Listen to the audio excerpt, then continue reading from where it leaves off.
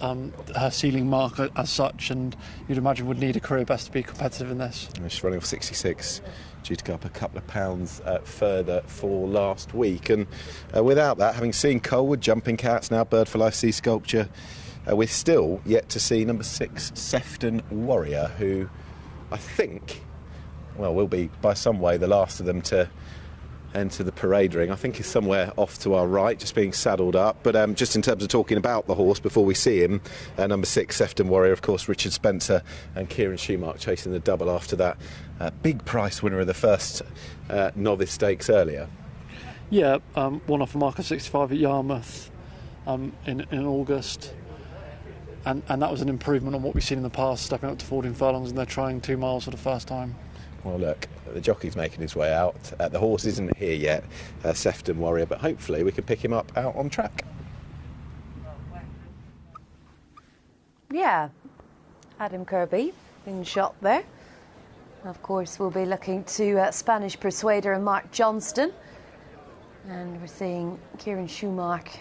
He's going to be riding for Richard Spencer, of course, who's been successful already on the card. And there is the scene at Chelmsford ahead of our final race. And Jumping Cats, I see, for Gary Moore, who, of course, was just denied in our previous contest. Pioneering was second, and they'll be hoping to go all the way here, and been really well backed, actually. Dual course and distance winner, Jumping Cats, 7-2. Justified, I thought, looked absolutely gorgeous in the paddock there at 7-2. And Bird for Life, similar story. I thought she looked really well. 18-5 the price, and then it's 4-1 then for the Tom Clover runner, who's actually got some good form, recent form actually on the turf. So another fancied horse there. And then further down, what have we got? We've got Colwood at 11-1, Sea Sculpture at 11, Sefton Warrior at 11-1 for Richard Spencer, and Spanish Persuader at 18-1, Mark Johnston, Adam Kirby. So that's your lot, and a very open event to close the card here. The bell goes. Jockey's going to be mounting, and we're co-favourites of 3. Good open contest to close the night, lads. Yeah, isn't it? And still, I think we wait on Sefton Warrior, number 6, to show up. I haven't seen the horse, and the bell's just rung. The jockeys hopefully will be about to get mounted to go out for this last contest, but we're only 2 minutes away from post time, so obviously there will be a little bit of a delay, but hopefully nothing too significant. We'll go back to the supported, and was supported earlier, George, Jumping Cats, who is 2 from 2 over course and distance. The record obviously overall at the track is pretty strong as well. Is back from hurdling at Fontwell last month. Only a handful of runs for Gary Moore since joining from Chris Wall. But the ticks in the boxes you would have as that identical mark of 70 and winning here quite dominantly last June, and also that little note potentially if the cheap pieces spark something as well, because they have done in the past. Yeah, I agree with all the above. He is a horse that operates very well around here, is on a winnable mark, and I think this race may well set up. I heard you mention earlier about the pace angles. I think there's quite a bit of pace on paper in this race. But interesting that the stepping up the Mark Johnston horses, how they look. Obviously, you'd expect them potentially to sit quite prominently and in particular Justified, but just interesting how they shape it, given that they are both going up to 2 miles for the first time. Yeah, they're normally ridden pretty straightforward way, aren't they, Mark Johnston's horses? But in Colwood is normally ridden very prominently. You've got Sea Sculpture that can go forward, and Sefton Warrior, who won at Yarmouth, making all over the 14 furlongs. So I think that it will be run at an even gallop for sure. Okay. Franny Norton wasn't necessarily worried about the trip at all. He thought a little bit worried about the trap for Justified, and there we are, finally coming out a few minutes later than planned, or certainly for us planned. Sefton Warrior has just come into the parade ring now. He's got a couple of handlers, Richard Spencer and Kieran Schumacher walking over to the far side. They'll meet the horse there where he will be mounted up. It will be definitely the last out, and by a little bit of a distance. Just getting legged up there is Dane O'Neill on Grand Canal, and Sea Sculpture will be following them out. Now, Bird for Life, obviously quite popular in the market, now finds herself at 3-1, and she has had a super time since racing resumed, George, winning at Wolverhampton, at Chepstow off that much reduced turf mark, and went oh so close at Lingfield just a week ago, just denied by the stablemate of Apparust in a Mark Usher 1-2. Yeah, and as you say, has been re-evaluated for that good run at Lingfield. But again, I would have thought we'll need a career best on this sort of surface to be winning this. I think it's a competitive Class 5, 16 furlong handicap. And there's potentially a few horses that may be on the improve. Now, she's been here a few times without success, albeit not quite for some time, because she's in very good form now. And also, all races here over shorter than this. So as the market comes back around again, you've got Bird for Life at 3-1, Justified 7-2, Jumping Cats at 9-2. The middle of the three I've mentioned will go back to Justified, who is a jump up in trip from when being denied just a node by Magna Moralia at Hamilton last time, was second. Magna Moralia came out to try and win again over course and distance, but was actually beaten by the third. So for all that the winner didn't necessarily uphold the form, the third stepped forward from that race. So the form taking a little bit of a boost there. Yeah, and it was very, very interesting in Franny Norton's interview with you earlier on.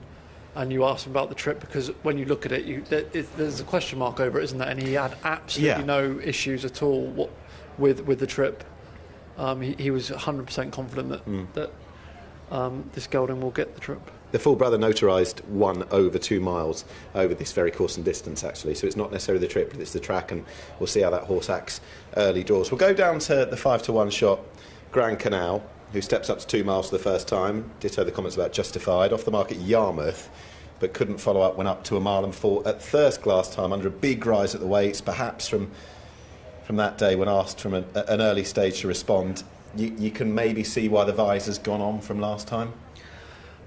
Maybe they must feel that there's a bit of a concentration issue as such, and it's interesting they've applied the visor, and they are stepping up markedly in trip. You know, they're obviously confident. Tom Clover's got his team in fantastic form, but for me the trip is a question mark, especially with the first time headgear. Yeah, one of the half siblings thing was placed over 2 miles, but perhaps not as conclusive as Justified. What are the chances of Sea Sculpture, who is a 17-2 shot in those pretty famous colours of the Kingsclear Racing Club? Yeah, Sea Sculpture is a possible pace angle in this race. Has been running okay of recent times, but nothing. You know, there's bits and bobs of his form that you can give him a chance of getting involved in this race, but I think he'd need to upgrade on what we've seen in recent runs. I'm just wondering which of the horses on the day or on the night here at Chelmsford stepping up to 2 miles. It's early days for Sea Sculpture over the distance, but which of them is going to relish it the most, if you see what I mean? I don't know whether. Horrible question to pose here. Well, no, I think Justified is on this surface is operated very well over the extent sort of 12 furlongs on softer ground, and listen to Franny Norton's comments earlier on. He was very, very positive that the trip will bring about a bit of improvement. Sefton Warrior's taken quite a walk in the market. Colwood out to a 9-1 shot. We'll talk about Sefton Warrior, who's now 12-1 shot, who was last into the paddock, had the two handlers, who steps up to 2 miles for the first time today, and Richard Spencer suggesting that it will be hurdles before too long. Also was off the mark at the 6th attempt in first-time cheap pieces at Yarmouth last month, just kept on galloping but couldn't back that up when favoured at Chester last time under a penalty. It was an 11-day turnaround. Maybe that accounted for it. Yeah, I mean, there's a few angles to think that the reason why he ran poorly on that occasion. But I would have thought, watching the replay of that race, maybe the slightly looser ground Chester I think was good to soften that occasion, and it was good to firm when he won at Yarmouth. And Yarmouth's good to firm ground, nice level track. I would have thought that this setup should suit him well. And they seem pretty confident that the 16 furlongs is well within his grasp. So for the longest race of the day, I think the pace is one of the most interesting things. Colwood, decent record here, front-running win over course and distance under today's rider, Selma Grage, and placed on the only other course and distance visit. That horse likes to get forward, and as mentioned, the Johnston runners, how they want to be ridden on the day, and Sea Sculpture likes getting on with things. Sefton Warrior doesn't mind being on the front end either, so I think that will be one of the fascinating elements of this final contest. And we should talk about the second string seemingly on the prices of Mark Johnston. That is Spanish Persuader, who is still lightly raced, unexposed at the distance, stepping up to the 2 miles as we mentioned.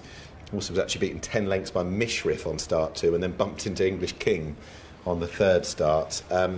Gelded over the winter and didn't beat a rival on the handicap debut at Pontefract first time up, went up to 1 mile and 4. It's quite a nicely bred horse, a relative of Forest Ranger, but is a fair price now. Yeah, and he may well have needed that run. He'd been off the track for quite a while. At the end of July when he started back at Pontefract over 12 furlongs. He's had, 34 days between races, and I would be, they feel that step up 4 furlongs will suit. Okay. Pinged it to you earlier, the first or the second division, I should say, the novice stakes. Who's the likeliest winner? Shamaroon was the answer. Who went in at 4-1? Who wins the last? I'm going to go with Jumping Cats, who's become attractively handicapped. Of course, Course of Distance suits well, and I kind of feel this might set up perfectly for him. Okay, Bird for Life 130, Justified 7-2, Jumping Cats to win again over Course and Distance is 4-1. As we go up for the last race, with thanks to John Hunt. Yeah. Just about set to go, 2 miles the trip, the Chelmsford City Racecourse.com handicap, and they're off and racing. Justified got a really good start, drawn in the middle there. He was appreciably quicker than Sea Sculpture next to him. Bird for Life drops to the rear end of the field, but no great surprise there. She'll try and come with a withering run, just like she did last week at Lingfield, where she failed by an inch or two. But up front, Spanish Persuader, joined now by Sefton Warrior. And these two head into the back straight together, and they're 4 lengths clear of Justified, who's racing in third position. Against the rail, that's Jumping Cats, and out slightly wider is Grand Canal in company with Colwood. Behind Colwood, just another length back, is Sea Sculpture, and Bird for Life at the rear end of the field. They seem to be going particularly steadily here, and those two leaders, Sefton Warrior and Spanish Persuader, having been some 4 lengths clear, have now come right back to the field. So Spanish Persuader leading, half length in front of Sefton Warrior. Justified still in third place. To the inside rail, that is Jumping Cats, and towards the outside races Colwood. Colwood just ahead now of Grand Canal, who's racing alongside Sea Sculpture on the rail, and Bird for Life is still at the back end of the field. So they now race on down the home straight with still well over a circuit to go, and just over 1 mile left to run as well. So as they race towards the halfway stage of the contest, Spanish Persuader still leads from in second place Sefton Warrior, and certainly no sign yet of any upping of the tempo. They're still just ambling along. Within third place Jumping Cats, fourth Colwood, Justified between the two of them. Justified is followed then by Sea Sculpture, Grand Canal, and Bird for Life at the back end of the field. Have they gone hard enough early for her? We're going to find out that answer in a couple of minutes' time as they make their way now down towards the back straight for a final time. Less than 3/4 of a mile to run from this point. And up front it's still Spanish Persuader together with Sefton Warrior. Just in behind those races Jumping Cats, Colwood. Colwood still followed by Justified. Justified's tracked by Grand Canal and also Sea Sculpture. And Bird for Life still racing on at the back end of the field. Colwood just coming under pressure toward the outside now as they race on towards the end of the back straight. And up front, Sefton Warrior comes through to lead as Spanish Persuader is ridden along. Trying to secure the run up the inside is Jumping Cats, and he's got that gap as well. Jumping Cats had to make that move then, or else that gap would have closed. Colwood's next on the outside, Justified. Spanish Persuaders drop tamely away. Grand Canal left behind as they quicken things up. Bird for Life is staying on now, but the way this race has panned out, she's got an awful lot left to do as they come now into the final furlong and a half. The leader is Sefton Warrior, but now rallying Jumping Cats. They're followed by Justified. Bird for Life. Well, she's game all right. She's still coming. Is time going to run out on her, though, as Jumping Cats leads them down to the final half furlong. Jumping Cats driven right out by Shane Kelly here. Jumping Cats wins the last. It was just Justified in second place. Bird for Life finished in third, and they were well clear of Grand Canal fourth home. Last winner of the day, Jumping Cats, 9-2, Shane Kelly. Gary Moore, a horse who certainly knows how to win over this track and trip with the cheek pieces refitted. I think wins for the first time since joining up with Gary Moore. Position was there in the run and took full advantage of it. Justified up in trip was second for Mark Johnston and Franny Norton, who'd won the first race on the day. And playing catch-up from that hold-up position, Bird for Life, who was supported, ran on with a bit of purpose to take a place in the frame, George. Yeah, it was a very interesting race to watch. To the eye, it didn't look like they went too quick. They just went a sensible gallop. Adam Kirby on the front end on Spanish Persuader, dictated a steady gallop, and Shane Kelly was very well placed just in behind the leaders. But there was a race-winning moment going into the top bend when Adam's horse lugged off the rail, and Shane saw the opportunity to go and take that inside berth and kicked his horse in there, and that was a race-winning manoeuvre for me. I suppose overall, 2 from 2 prior over course and distance, make that 3 from 3. Cheap pieces being refitted, no bad angle. Winning mark 70. I know where you fancied the horse on the day. He was proven to get the trip as well. They didn't seem to go, as you said, any great lick for all that we were building it up beforehand with that slight delay going into the race. That there were plenty of horses who like to shape the pace. And in the end, it was Spanish Persuader who took them along, who checked out tamely, and hopefully it is all okay, with Sefton Warrior as well. Yeah, Sefton Warrior travelled strongly under Kieran Schumacher, and you can see Adam Kirby in the able colours there on there, just lugging off the rail. And Shane Kelly was very aware of that approach from the 4 furlong marker and sort of kicked his horse in there. And for me, that was a race-winning manoeuvre, because if he hadn't have done that, he'd have got caught in behind Adam and got shuffled back through the field as Adam's horse stopped. Played latest of all was Bird for Life, who swings into the bends with nothing behind her until that point when Spanish Persuader went back.